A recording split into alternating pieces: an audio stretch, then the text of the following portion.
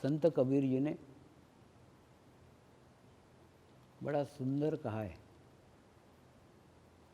मुझको कहाँ ढूंढे रे बंदे, मैं तो तेरे पास हूँ। मुझको कहाँ ढूंढे रे बंदे, मैं तो तेरे पास हूँ। मुझको कहाँ ढूंढे रे बंदे, मैं तो तेरे पास हूँ। परमेश्वर बाहर नहीं है, परमेश्वर आपके भीतर है, आपके अंदर है। ये मैसेज, ये संदेश संत कबीर जी ने बताने का प्रयास किया था। शिरडी के साईनाथ ने भी बताने का प्रयास किया था, लेकिन हमने संत कबीर जी का नहीं सुना, शिरडी के साईं बाबा का नहीं सुना।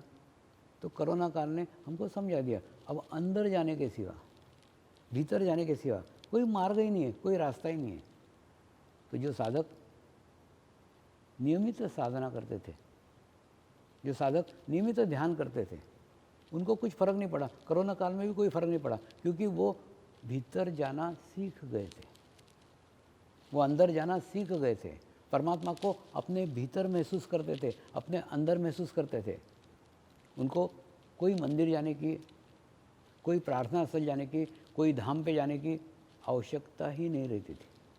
उन्होंने अपने भीतर, अपने अंदर परमेश्वर को पा लिया था। और वास्तव में देखा जाए ना, परमेश्वर आपके भीतर है, परमेश्वर आपके अंदर है। देखो, मैं आपको एक उदाहरण से समझाने का प्रयास करता हूँ, समझो उसको। जैसे एक कोई मंदिर है, किसी विशिष्ट देवता का कोई मंदिर है। उस मंदिर में आप लंबी 6 घंटे लंबी लाइन लगाते हैं, 6 घंटे लंबी लाइन लगाते हैं। और 6 घंटे लंबी लाइन लगाने के बाद कमर दुख रही है, पैर दुख रहे हैं, ऐसा करते करते करते 6 घंटे के बाद आप कहीं वो देवता के मूर्ति के दर्शन कुछ मिनट नहीं,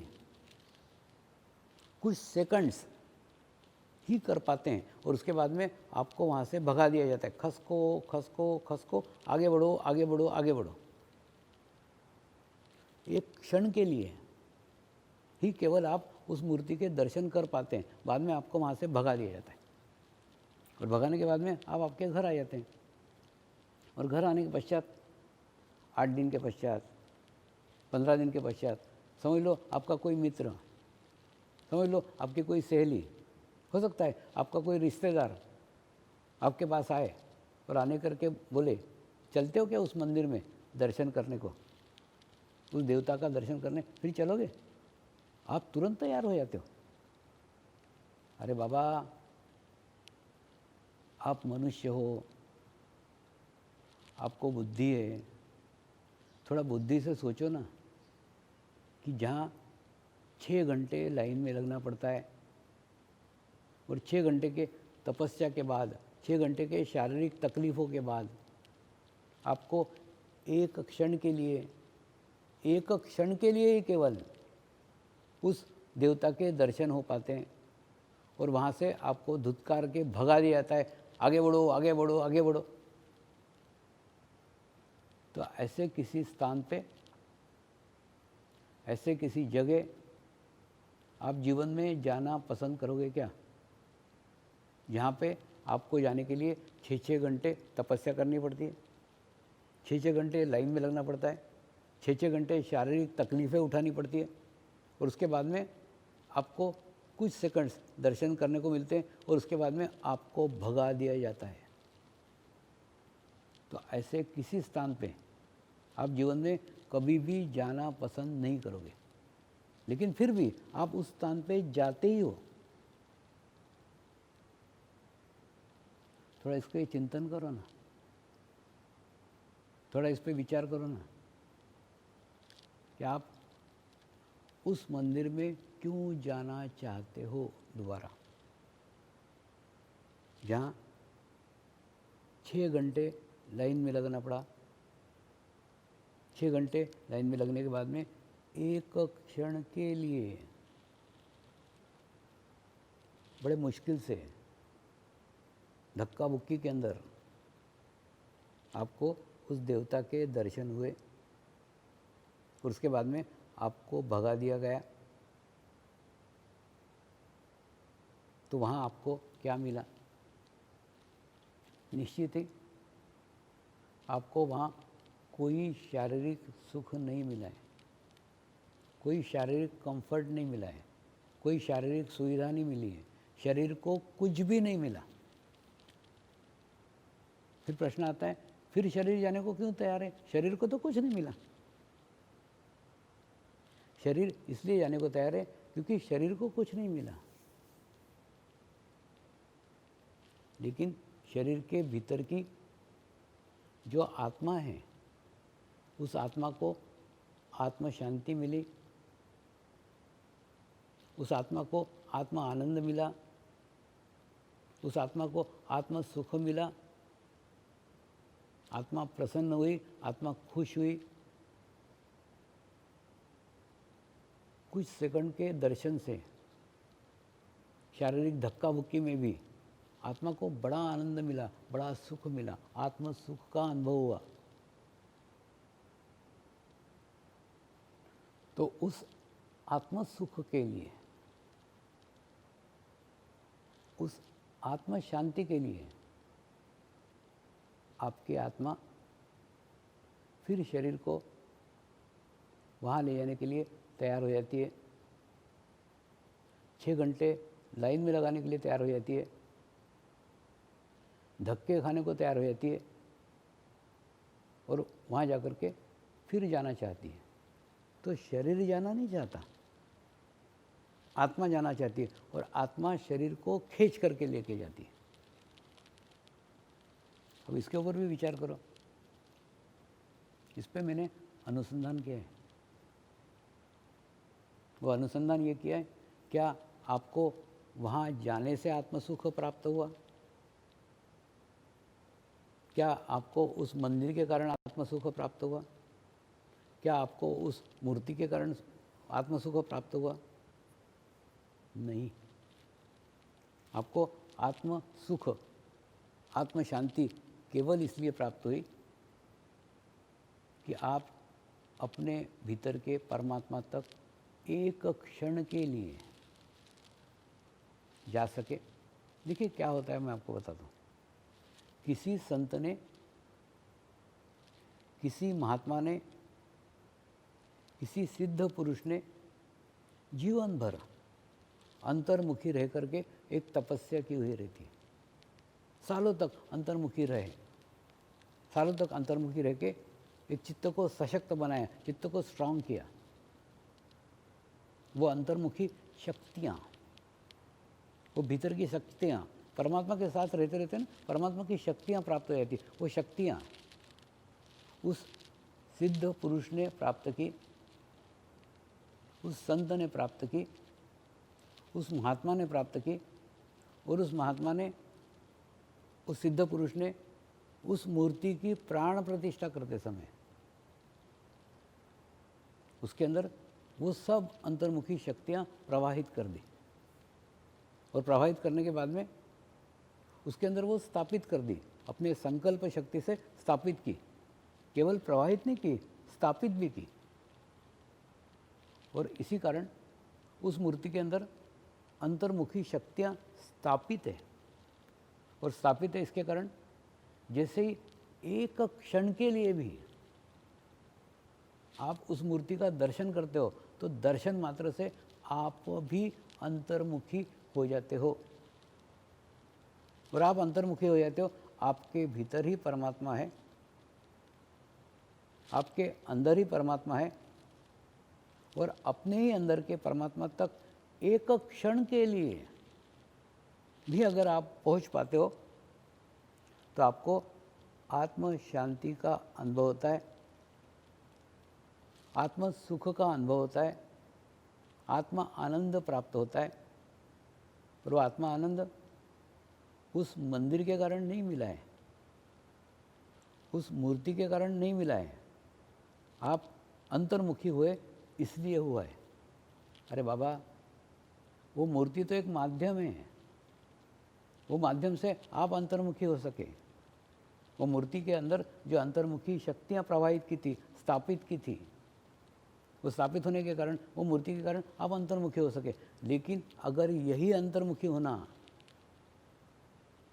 आप आपके जीवन में सीख जाओ, तो आपको किसी गुरु की, किसी स्थान की, किसी मंदिर की, किसी देवता की, किसी मूर्ति की आवश्यकता ही नहीं रहेगी। तो क्यों? क्योंकि आप अंतर्मुखी होना सीख गए, आपको अंतर्मुखी होना आ गया, और आपने अपने परमेश्वर को, अपने परमात्मा को, अपने भीतर को पाया, और उसके ऊपर आपने संपूर्ण विश्वास व्यक्त किया कि परमात्मा मेरे ही भीतर है, मेरे ही अंदर है। उसके बाद में फिर आपकी बाहर की खोज समाप्त हो गई। देखिए, मैं कैसा है बताता हूँ, और एक सिंपल करके बताता हूँ, और सामान्य करके बताता हूँ। जैसे आपका मुंह काला है, क्या पीला है, गोरा है, क्या है, आपको आपका चेहरा देखने के लिए एक मिरर की आवश्यकता होती है। मिरर के बिना, आईने के बिना आप आपका चेहरा देख ही नहीं सकते। आपको अगर अपना चेहरा देखने का है, चेहरा आपका है, गाल आपके हैं, कान आपके हैं, आँखें आपकी है, नाक आपका है, लेकिन कैसा है आपको पता नहीं, आपको मालूम नहीं है। अगर आपको देखने की, आपकी नाक कैसी है, आपके कान कैसे हैं, आपके गाल कैसे हैं, आपकी आँखें कैसी है, आपका मुंह कैसा है, आपके ओठ कैसे हैं, ये अगर देखने का है तो आपको आईने की आवश्यकता पड़ती है, आपको मिरर की आवश्यकता पड़ती है। बिल्कुल ठीक ऐसा ही परमात्मा आपके ही अंदर है, परमात्मा आपका ही है, परमात्मा आपके ही भीतर है। लेकिन आपके भीतर के परमात्मा को देखने के लिए आपको मूर्ति की आवश्यकता है। जब एक क्षण के लिए 6-6 घंटे लाइन में लगा करके एक क्षण के लिए भी उस मूर्ति का दर्शन करोगे, तो एक क्षण में आप अंतर्मुखी हो जाओगे, और अंतर्मुखी होने के बाद में जो परमात्मा आपके ही भीतर का है, आपके अंदर का है, वो आपको अनुभव होगा। अब आप ये बोलोगे, ये किस आधार के ऊपर कह रहे हो? ये इस आधार पे कह रहा हूँ, हिमालय में जो सिद्ध पुरुषों के साथ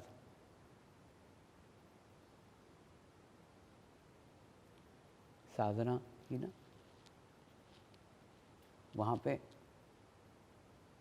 आप जो धर्म के नाम पर, उपासना पद्धतियों के नाम पर जो कर्म कांड करते हैं, ऐसे कोई कर्म कांड वहाँ नहीं थे। हजारों मीलों तक कोई मंदिर नहीं था, कोई मूर्ति नहीं थी, कोई पूजा का सामान नहीं था, कोई कर्मकांड नहीं था। फिर भी जो सिद्ध महात्मा थे, सभी अपने भीतर परमेश्वर को अनुभव करते थे, अनुभूति करते थे, और वो बाहर की कोई चीज़ों पे डिपेंड नहीं थे।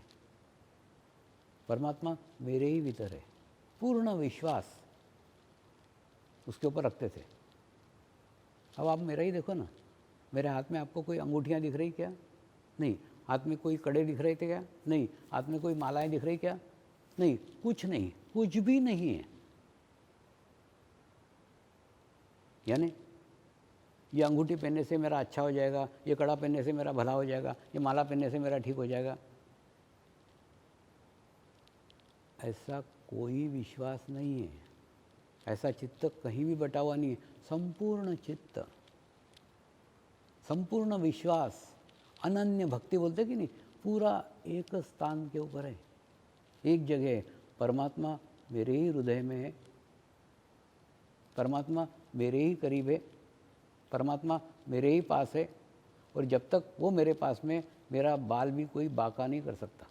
ये विश्वास भीतर है, और इसी विश्वास के कारण कोई दूसरे वस्तुओं की आवश्यकता ही नहीं रही। दूसरा, मैं अंगूठियों के विरोध में नहीं हूँ। आप 10 उंगलियों में अंगूठी पहनिए, खुशी से पहनिए, आनंद से पहनिए। केवल ये अंगूठी पहनने से मेरा ये भला हो जाएगा, या ये अंगूठी पहनने से मेरा ये अच्छा हो जाएगा, ये अंगूठी करने से मेरी ये समस्या दूर हो जाएगी, ऐसी बाहर की चीज़ों पे अपना चित्त मत बांटो।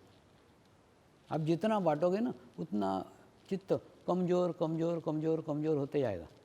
आप पूर्ण विश्वास रखो ना, परमेश्वर आपके ही भीतर है, परमेश्वर आपके साथ है, आपके सानिध्य में। हम जब उसके सानिध्य में रहेंगे तो हमारा कुछ भी बुरा नहीं हो सकता। तो समर्पण ध्यान संस्कार आपको आपके ही भीतर के, आपके ही अंदर के परमात्मा को, आपके भीतर के परमेश्वर को मिलाने का संस्कार है। देखिए यहाँ शब्द मैंने यूज़ किया संस्कार है।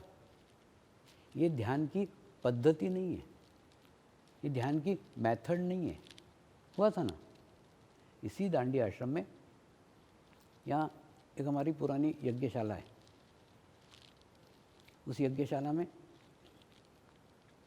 कुछ जैन मुनियों का शिविर हुआ।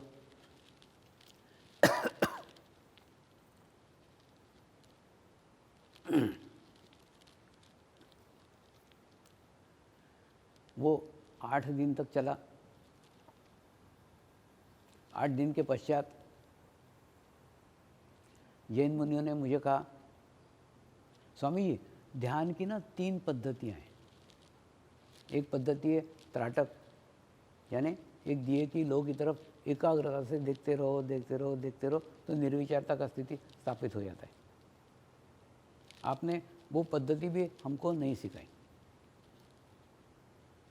दूसरी ध्यान की पद्धति है भस्त्रिका प्राणायाम करना। वो प्राणायाम करते करते करते करते निर्विचारता का स्थिति प्राप्त हो जाता है। आपने वो पद्धति भी हमको नहीं सिखाई। और तीसरी पद्धति है अपने सांस के ऊपर चित्त रखना। सांस ले रहे हैं, सांस छोड़ रहे हैं, सांस ले रहे हैं, सांस छोड़ रहे हैं। इस पद्धति के ऊपर भी आपने नहीं सिखाया। तो ध्यान की 3 पद्धतियाँ हैं। आपने तो कोई पद्धति से ही ध्यान नहीं कराया, आपने तो कुछ कराया ही नहीं। 8 दिन में आपने कुछ भी नहीं कराया। इसका अर्थ ये नहीं है कि हमको नहीं मिला, हमको मिला है। हमको एक अनुभूति प्राप्त हुई है। 8 दिन में हमको एक आपके सानिध्य में अनुभव प्राप्त हुआ है, लेकिन उस अनुभूति का वर्णन हम नहीं कर सकते। वो अनुभूति को हम एक्सप्लेन नहीं कर सकते, वो अनुभूति को हम परिभाषित नहीं कर सकते। हमारे सामने समस्या है, 8 दिन के बाद अब हम कल से समाज में जाएंगे।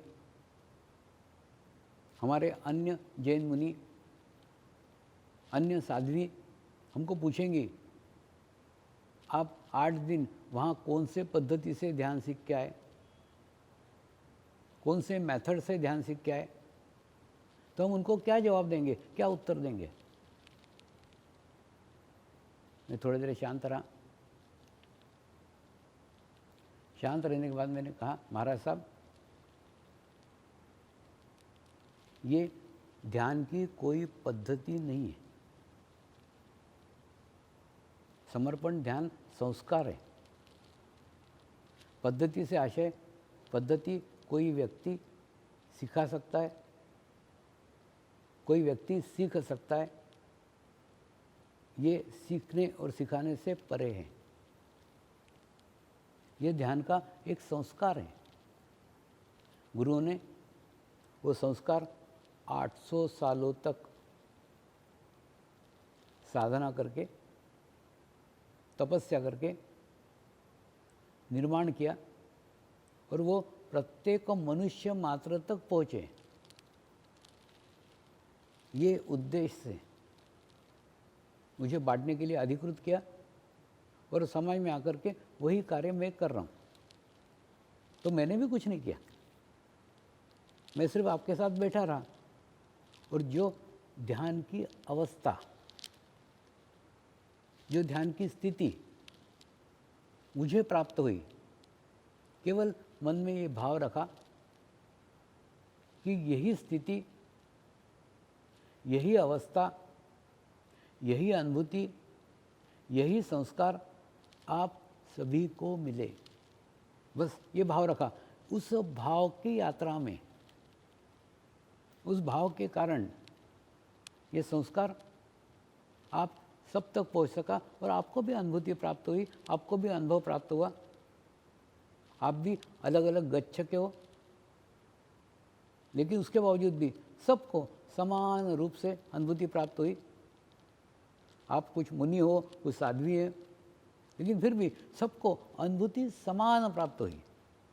यानी किसी भी गच्छके आप हो, आप पुरुष हो या स्त्री हो, उससे कुछ लेना देना नहीं है। अनुभूति सबको समान प्राप्त होती है, क्योंकि आप सब आत्मा हो, और आप सब पवित्र आत्मा हो। होता था ना कई बार, ये जैन मुनियों को लेकर मैं 8-8 घंटे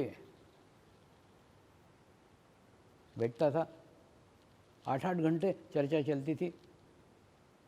आश्रम के भी कई साधक, कई कमेटी मेंबर बोलते थे, स्वामी जी तुम 8-8 घंटे ये 4-4, 6-6 लोगों को क्यों समय देते हो, क्यों टाइम देते हो, हमको क्यों नहीं देते? और इतना समय दे तो लाखों लोगों तक पहुंच सकता है। उनको एक ही उत्तर देता था,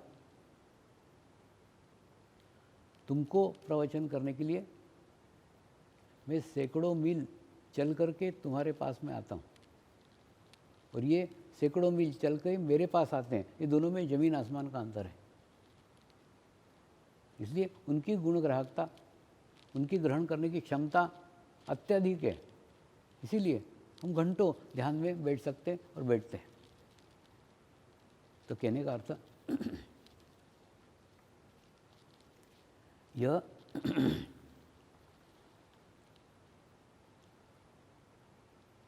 ध्यान की पद्धति नहीं है, यह ध्यान का एक संस्कार है। दूसरा, ये सब कुछ है ना आत्मिक स्तर के ऊपर है। इसको शारीरिक स्तर पे, बुद्धि के स्तर पे समझा ही नहीं जा सकता है। एक बार अहमदाबाद में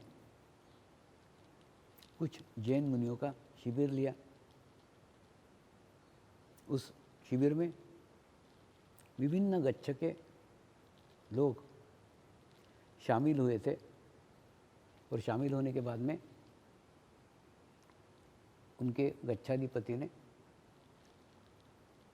मुझे एक चिट्ठी लिखी कि स्वामी जी आप संस्कृत के महान विद्वान हो, और आपने जैन धर्म के शास्त्र, जैन धर्म के ग्रंथ जो अति प्राचीन है वो पढ़े हुए हैं, और उसकी बातें आपने आपकी पुस्तक हिमालय का समर्पण योग में लिखी है। मैंने वो चिट्ठी अपने पास में रख ली, और पास में रखने के बाद में शिविर के पश्चात उनको जाकर के मिला। मैंने उनको बताया, महाराज साहब पहले तो मैं संस्कृत का विद्वान नहीं हूँ, मुझे संस्कृत भाषा आती भी नहीं है। दूसरा, यह ज्ञान, यह नॉलेज मुझे केवल कुछ जैन गुरुओं के सानिध्य में प्राप्त हुआ है। उन्होंने दिया नहीं है, मैंने लिया नहीं है, सिर्फ उनके सानिध्य में ये ऑटोमेटिकली आ गया। हमको ना केवल व्यवहारिक ज्ञान का नॉलेज है। जो ज्ञान कोई किसी को सिखा सकता है, कोई किसी से सीख सकता है, मैं उस ज्ञान की बात कर रहा हूँ जो कोई किसी को सिखा भी नहीं सकता, जो कोई किसी से सीख भी नहीं सकता। ये ऑटोमेटिकली एक जगह से दूसरे जगह ऑटोमेटिक चला जाता है। देखिए, हिमालय में 65 जैन मुनियों के साथ रहा, और मैं जैन नहीं हूँ, इसलिए जैन धर्म पे हमारी कोई चर्चा ही नहीं हुई। सिर्फ उनके सानिध्य में रहा, उनके साथ रहा, तो उनके अंदर का जैन धर्म का ज्ञान, जैन धर्म का नॉलेज मेरे में ट्रांसफ़र हो गया। और ट्रांसफ़र होने के बाद में समाज में आने के कई साल के बाद जब उनकी इच्छा हुई कि वो ज्ञान मैं समाज को पहुँचाऊँ, समाज को दूँ, तो वो ज्ञान मैंने मेरे पुस्तकों में लिखा गया। तो मैंने कुछ भी नहीं किया है, ये ऑटोमेटिक हुआ है। ये कैसे है मैं आपको समझाता हूँ। देखिए, आपके अंदर कुछ साइंस के विद्यार्थी होंगे।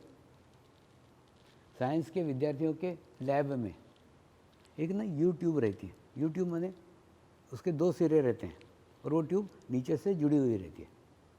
और ऐसे ट्यूब के अंदर अगर आप 100 ml पानी यहाँ से डालो ना, तो 50 ml पानी इस ट्यूब में चला जाता है। ये ट्यूब में भेजती नहीं है, ये ट्यूब इस ट्यूब से लेती नहीं है, ऑटोमेटिक हो जाता है।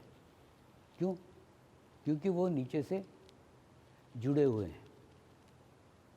ऐसे ही अगर शिष्य की आत्मा, पहले शिष्य को आत्मिक स्तर पे आना होगा। शारीरिक स्तर पे ये घटना घटित नहीं हो सकती। शिष्य की आत्मा गुरु की आत्मा से समरस हो जाती है, तो समरस होने के बाद में गुरु का सब ज्ञान, गुरु का सब नॉलेज, गुरु के सारे अनुभव, गुरु की सारी अनुभूतियाँ शिष्य को अनायास ही प्राप्त हो जाती है। गुरु देता नहीं है, शिष्य लेता नहीं है। देखिए, ये लेन देन है ना, ये व्यवहार है, ये तो शारीरिक स्तर पे संभव है। इसमें शारीरिक स्तर पे कोई प्रक्रिया नहीं होती, कुछ नहीं होता, ऑटोमेटिक इधर से उधर ट्रांसफ़र हो जाता है। लेकिन आवश्यकता है समरसता होने की। और समरसता होने के लिए गुरुचरण ही एक माध्यम है, एक स्थान है। देखो, मैं आपको थोड़ा समझाता हूँ। सपोज़ ये एक पाइप है, इस पाइप में से कुछ चैतन्य बह रहा है, कुछ वाइब्रेशंस बह रहे हैं, कुछ ज्ञान बह रहा है, कुछ ऊर्जा बह रही है। हाँ, तो ये पाइप के अगर हम यहाँ पे अपना मुंह लगाए तो कुछ ले पाएंगे क्या? नहीं ले पाएंगे। यहाँ पे मुंह लगाए तो कुछ ले पाएंगे क्या? नहीं ले पाएंगे। अगर हमको ग्रहण करने का है तो ये पाइप के नीचे जो उसका जो टॉप है ना, वहाँ पे हमारे को, उनका जो बॉटम है वहाँ पे हमको हमारा टॉप लगाना पड़ेगा, यानी हमारा सर और उनका पैर। ये सांकेतिक है। इसका अर्थ जब हम पूर्ण रूप से समर्पित कर देते हैं, अनन्य भाव से समर्पित कर देते हैं गुरु से, तब हमारी समरसता स्थापित हो जाती है। और समरसता प्राप्त होने के बाद में गुरु के अंदर का ज्ञान, गुरु के अंदर का नॉलेज हमको अनायास ही प्राप्त हो जाता है। और प्राप्त होने के बाद में हमको भी वो अनुभूतियाँ, हमको भी वो अनुभव आना प्रारंभ हो जाते हैं। तो समर्पण ध्यान कोई ध्यान की पद्धति नहीं है, ये एक ध्यान का संस्कार है। तो ये संस्कार ग्रहण करने के पहले आप उस संस्कार के बारे में समझ लो। इसी के लिए ये सब मैंने विस्तृत में बताया था।